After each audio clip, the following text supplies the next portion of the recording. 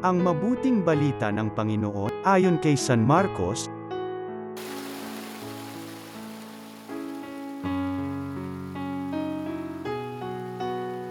Matapos mapakain ang 5,000 lalaki, agad pinasakay ni Jesus sa bangka ang mga alagad at pinauna sa Betsaida, sa kabilang ibayo ng lawa, samantalang pinauuwi niya ang mga tao.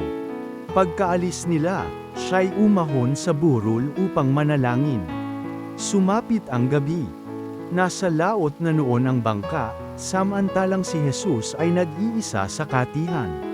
Nakita niyang nahihirapan sa pagsagwan ang kanyang mga alagad, sapagkat pasalungat sila sa hangin. At nang madaling araw na, sumunod sa kanila si Jesus na naglalakad sa ibabaw ng tubig.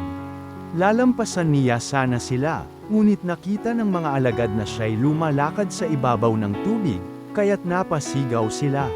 Ang akala nila'y multo, at kinilabutan silang lahat. Ngunit agad niyang sinabi sa kanila, "Huwag kayong matakot, si Jesus ito. Lakasan ninyo ang inyong loob." Sumakay siya sa bangka, at tumigil ang hangin. Sila'y lubhang nanggilalas, sapagkat hindi nila naunawaan ang nangyari sa tinapay, hindi pa ito abot ng kanilang isip. Ang mabuting balita ng Panginoon.